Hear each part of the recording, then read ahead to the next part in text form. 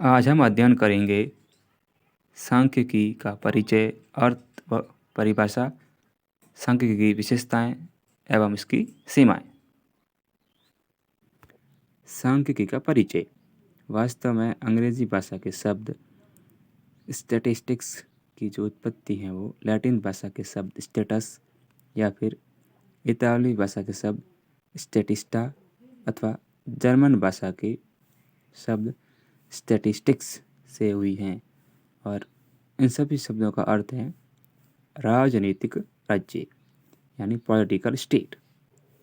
आज सांख्यिकी विधियों का जो प्रयोग है वो कृषि में, अर्थशास्त्र, सांख्यिकी, व्यवसाय प्रबंधन आदि भिन्न भिन्न क्षेत्रों में व्यापक रूप से किया जा रहा है या किया जाता है। अब बात करते हैं सांख्यिकी की परिभाषा की। वैसे तो बहुत से सांख्यिकीविद हुए, उन्होंने अपनी अपनी परिभाषाएं दी है, पर आज हम जो परिभाषाएं देख रहे हैं उनमें है एक परिभाषा है कैंडाल की। उन्होंने कहा है सांख्यिकी वैज्ञानिक पद्धति की वह शाखा है जो प्राकृतिक पदार्थों के समूहों की विशेषताओं को मापने या गिनने के द्वारा प्राप्त सामग्री से संबंधित हैं। ये परिभाषा कैंडाल ने दी है। ऐसी ही एक और परिभाषा सांख्यिकीविद क्रॉक्स्टन एवं कॉडेन की है। वे कहते हैं सांख्यिकी वह विज्ञान है जिसे संख्यात्मक समंकों के संग्रहण, प्रस्तुति, विश्लेषण और निर्वचन के रूप में परिभाषित किया जा सकता है। यह दोनों ही परिभाषाएं अति महत्वपूर्ण हैं, कैंडाल की परिभाषा एवं क्रॉक्स्टन की परिभाषा। अब हम देखेंगे सांख्यिकी के चरण। क्रॉक्स्टन और कॉडेन की परिभाषा सांख्यिकी अनुमान के 4 चरणों को दर्शाती हैं जो निम्नलिखित हैं। यानी क्रॉक्स्टन और कॉडेन ने ही सांख्यिकी के 4 चरणों की बात की है। इनमें से पहला चरण या स्टेप है समंकों का संकलन यानी समंकों को इकट्ठा करना। दूसरा स्टेप है समंकों का प्रस्तुतिकरण। तीसरा समंकों का विश्लेषण तथा अंतिम और चौथा समंकों का निर्वचन यानी उसके आधार पर निष्कर्ष तैयार करना। अब बात करते हैं सांख्यिकी का अर्थ। वर्तमान समय में सांख्यिकी के शब्द का जो प्रयोग है वो दो अर्थों में इसका प्रयोग किया जाता है। दो अर्थ बहुत ही प्रचलित हैं। एक अर्थ है बहुवचन में और दूसरा है एकवचन में। पहले देखते हैं बहुवचन। बहुवचन में सांख्यिकी का तात्पर्य समंकों या आंकड़ों से होता है। यानी संख्यात्मक मान कोई भी आंकड़े सांख्यिकी हैं जो किसी क्षेत्र से संबंधित संख्यात्मक विवरण होते हैं, जैसे जनसंख्या के समंक, राष्ट्रीय आय के समंक आदि। आप और हम सभी किसी न किसी समय या प्रतियोगी परीक्षाओं में जनसंख्या से संबंधित आंकड़े पढ़ते हैं, वे भी सांख्यिकी के समंक हैं। इसके अलावा अगर हम राष्ट्रीय आय के आंकड़े देखें या किसी राज्य की आय के आंकड़े भी देखें तो वे भी समंक या सांख्यिकीय माप हैं। अब बात करेंगे सांख्यिकी का अर्थ एक वचन में। एक वचन में सांख्यिकी का अर्थ सांख्यिकी विज्ञान है जिसमें समंकों के संग्रहण, विश्लेषण और निर्वचन से संबंधित क्रियाएं अर्थात सांख्यिकी विधियों का अध्ययन किया जाता है। जितनी भी सांख्यिकी विधियां हैं, अगर उनका आप प्रयोग कर रहे हैं, उनका अध्ययन कर रहे हैं, वह अध्ययन ही सांख्यिकी का एक वचन में अर्थ है या एक वचन कहलाता है। अर्थात सांख्यिकी विधियों का अध्ययन ही क्या है, सांख्यिकी का एक वचन के रूप में अर्थ है। अब हम बात करेंगे सांख्यिकी की विशेषताओं की। वैसे तो इसकी बहुत सी विशेषताएं हैं, पर कुछ विशेषताएं हैं जिनकी चर्चा हम आज करेंगे। उनमें से पहली विशेषता है तथ्यों को आंकड़ों में प्रस्तुत करना। कोई भी तथ्य है उनको आंकड़ों के रूप में प्रस्तुत करना भी क्या है, एक सांख्यिकी की विशेषता है।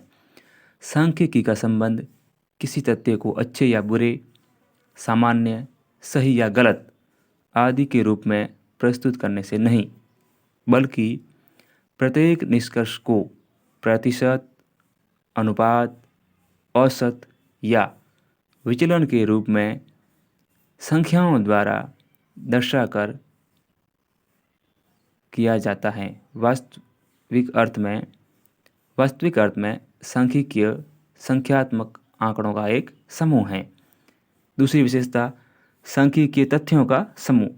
कोई भी अकेला तथ्य सांख्यिकी नहीं हो सकता, तथ्यों का समूह ही सांख्यिकी होता है। इसमें हम देखेंगे सांख्यिकी का संबंध 1 या 2 या 3 आंकड़ों से नहीं होता, अपितु तथ्यों या निष्कर्षों के उस समूह पर आधारित हैं या उस समूह को कहते हैं। उदाहरण के लिए, जब हम बहुत से लोगों की आय के आधार पर उन सभी की मासिक आय का औसत निकालते हैं तो यह सांख्यिकी से संबंधित होगा, यानी यह सांख्यिकी कहलाएगा क्योंकि यहाँ पे समूह है। अगली विशेषता है तुलना का आधार। सांख्यिकी से तात्पर्य उस आंकड़ों से हैं जो व्यवस्थित रूप से एकत्र किया जाता है, अर्थात जिसको एक सही तरीके से, सही ढंग से इकट्ठा किया गया है, जिनकी आपस में तुलना की जा सकती है। ऐसी तुलना तभी संभव है जब तुलना की श्रेणियों में समरूपता या एकरूपता हो, यानी कि समानता हो या समान गुण पाया जाता है। उदाहरण के लिए, यदि हम विभिन्न वर्गों की आय और उनकी शिक्षा से संबंधित आंकड़े एकत्रित करें तो उनकी तुलना की जा सकती है, क्योंकि शिक्षा का सीधा संबंध लोगों की आय से है। यदि वृक्षारोपण डेटा के साथ व्यक्तियों की आय की तुलना की जाती है तो उन्हें आंकड़ों में नहीं रखा जा सकता, क्योंकि इनमें एकरूपता नहीं है, दोनों ही अलग अलग बातें हैं। अगली विशेषता है विभिन्न कारकों से प्रभावित। एक विज्ञान के रूप में सांख्यिकी से संबंधित सांख्यिकीय कई स्थितियों से प्रभावित होती हैं। सांख्यिकी का संबंध केवल एक पक्ष के विश्लेषण से नहीं है, बल्कि उन सभी कारकों के आंकलन अथवा विवेचन से हैं जो किसी विशेष परिस्थिति में परिवर्तन का कारण बनते हैं। साथ घटनाओं के बीच सहसंबंध को व्यक्त करते हैं, अर्थात सांख्यिकी पर बहुत से कारकों का प्रभाव पड़ता है, उनका आपस में क्या संबंध है, इस बारे में भी ये जानकारी देता है, जानकारी प्रदान करता है। किसी एक पक्ष से इसका संबंध नहीं है, बहुत से पक्ष इसके साथ जुड़े हुए होते हैं और उन सब की ये विवेचना भी करता है या निष्कर्ष निकालता है। अगली विशेषता की बात करें तो वह है संगणना तथा निर्देशन के आधार पर। सांख्यिकी में निहित आंकड़ों का संग्रहण कई विधियों और तकनीकों पर आधारित होता है। उद्देश्यपूर्ण विधियों द्वारा संकलित संगणना और प्रदर्शन आधारित डेटा सांख्यिकी की विशेषताओं को दर्शाता है।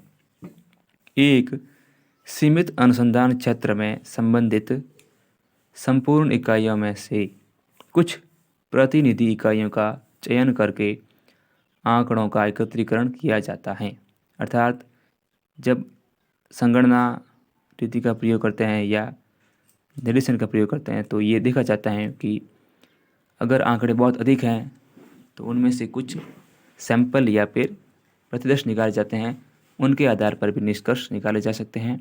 यह भी सांख्यिकी का ही एक भाग है। संगणना का अर्थ है कि संपूर्ण आंकड़ों को शामिल करके गणना करते हैं या निष्कर्ष निकालते हैं, जबकि प्रतिदर्श का अर्थ होता है उन्हीं संगणना में से कुछ आंकड़े लेना, उन्हीं के आधार पर निष्कर्ष या सिद्धांत या जो भी तथ्य हैं उसको प्रतिपादित करना कहलाता है। अगली विशेषता है सामान्य प्रवृत्ति का अध्ययन, यानी सांख्यिकी जो है वो विशेष रूप से एक ऐसा विज्ञान है जो सांख्यिकी के आधार पर किसी विषय से संबंधित सामान्य प्रवृत्तियों को स्पष्ट करता है। सांख्यिकी की मूल धारणा यह है कि कुछ संख्याओं के आधार पर निकाले गए निष्कर्ष अन्य संख्याओं पर भी लागू होते हैं। उदाहरण के लिए, यदि किसी विशेष समाज में काम करने की स्थिति, स्वास्थ्य का स्तर, मासिक आय, जन्म दर, मृत्यु दर आदि जैसे आंकड़े एकत्रित किए जाते हैं तो उनके आधार पर जनसंख्या से संबंधित सामान्य प्रवृत्तियों को अन्य समानताओं के लिए समझा जा सकता है। अर्थात कोई एक समाज है, उसकी अगर स्थिति देखें, उनका स्वास्थ्य स्तर कैसा है, उनकी मासिक आय कैसी है, जन्म दर कैसी है, मृत्यु दर कैसी है, इसी के आधार पर जनसंख्या की प्रवृत्तियों का अनुमान या निष्कर्ष निकाले जा सकते हैं। यह भी सांख्यिकी की एक महत्वपूर्ण विशेषता है। अब हम बात करेंगे सांख्यिकी की सीमाएं। अभी तक हमने सिर्फ इनकी विशेषताएं देखी हैं, जहाँ पे ये अच्छी तरीके से कार्य करती हैं, जो इसके गुण हैं। इसकी सीमाओं की बात में करते हम देखेंगे कि कहाँ कहाँ पर ये कार्य नहीं करती हैं या कुछ दोष हैं जिनका हमें ध्यान रखना चाहिए। मानव जीवन के सभी क्षेत्रों में सांख्यिकी का व्यापक रूप से उपयोग किया जा रहा है। सांख्यिकी में समंकों का उचित संकलन और सही विश्लेषण समस्या के सही समाधान की ओर ले जाता है। जब ये अति आवश्यक और उपयोगी हो तो इसकी सीमाओं का ज्ञान भी आवश्यक है। यानी अगर इसके सिर्फ गुणों की बात कर रहे हैं तो सही नहीं है, गुणों के साथ साथ दोष की भी बात करनी आवश्यक है। सांख्यिकी की कुछ आवश्यक सीमाएं इस प्रकार हैं। पहली सीमा यह है, सांख्यिकीय केवल संख्यात्मक अनुमान है, गुणात्मक नहीं। या सांख्यिकीय सिर्फ संख्यात्मक विशेषताओं का अध्ययन करती हैं, गुणात्मक विशेषताओं का अध्ययन नहीं करती हैं। सांख्यिकी विज्ञान के अंतर्गत अध्ययन के लिए व्यक्त तथ्यों की संख्या का ही प्रयोग किया जाता है, जिनका संख्यात्मक रूप होता है। ईमानदारी, गरीबी, सभ्यता आदि जैसे गुणात्मक पहलू जिन्हें संख्या में व्यक्त नहीं किया जा सकता, इसलिए उनका सांख्यिकीय विश्लेषण भी संभव नहीं है। उदाहरण के लिए समूहों के सदस्यों की बुद्धि का अध्ययन उनकी किसी एक परीक्षा में प्राप्त अंकों के आधार पर नहीं किया जा सकता। यानी कि अगर मान लो 10 व्यक्ति हैं, उनके लिए कोई एग्ज़ाम ले लिया जाए तो उस एग्ज़ाम के आधार पर हम किसी की बुद्धि का अध्ययन नहीं कर सकते, क्योंकि आवश्यक नहीं है कि वो निष्कर्ष सही हो। अगली सीमा है, सांख्यिकी व्यक्तिगत इकाइयों का अध्ययन नहीं करती। जैसा कि हमने पहले भी कहा है विशेषताओं में, सांख्यिकी केवल समूह का अध्ययन करती हैं, व्यक्तिगत इकाइयों का अध्ययन नहीं करती हैं। सांख्यिकी विश्लेषण मुख्य रूप से सामूहिक होता है, यह व्यक्तिगत विशेषताओं का अध्ययन नहीं करता है। अलग अलग इकाइयों को किसी भी सांख्यिकीय समंक से नहीं जोड़ा जा सकता। इसके भिन्न रूप का सांख्यिकीय अध्ययन में कोई अर्थ नहीं होता है। सांख्यिकीय उत्तरदायित्व का दुरुपयोग, ये भी इसकी एक सीमा है।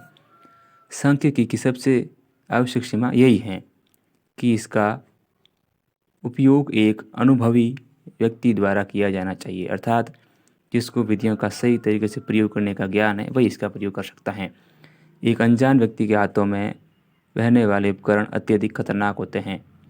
सांख्यिकी वह विज्ञान है जिसका उपयोग एक कुशल और उच्च प्रशिक्षित व्यक्ति कर सकता है। अयोग्य और अकुशल व्यक्तियों द्वारा सांख्यिकीय उपकरणों के उपयोग से बहुत ही निराशाजनक परिणाम सामने आएंगे। एक और सीमा है, गहन अध्ययन के लिए सांख्यिकीय प्रणाली अनुपयुक्त। अगर किसी तथ्य के बारे में गहन अध्ययन करना है, वहाँ पर भी ये विधियाँ अनुपयुक्त हैं, यानी उपयुक्त नहीं हैं। मानव स्वभाव बहुत ही जटिल और कठिन है। कुछ प्रश्न पूछकर और समंकों का संकलन करके या संकलित करके मानव व्यवहार के संबंध में कोई नियम नहीं बनाया जा सकता। इसके लिए धैर्य, दीर्घकालिक समय, दृढ़ता के साथ अध्ययन की आवश्यकता होती है। अगली सीमा है, सांख्यिकीय समंकों में एकरूपता और सजातीयता। जब हम सांख्यिकी की बात करते हैं तो सबसे महत्वपूर्ण बात यही है कि जो समंक इकट्ठे किए हैं उनमें एकरूपता होनी चाहिए, यानी सजातीयता होनी चाहिए। यदि सांख्यिकी में एकत्रित किए गए समंक या तथ्यों में समान गुण हो तो परिणाम ठीक होगा या सही निकलेगा, अन्यथा सही नहीं होगा। उदाहरण के लिए, यदि एक निश्चित समय पर चावल का औसत मूल्य ज्ञात करना हो तो उचित परिणाम के लिए यह आवश्यक है कि सभी स्थानों पर एक ही प्रकार के चावल के मूल्य एकत्रित किए जाए, नहीं तो परिणाम अशुद्ध होगा।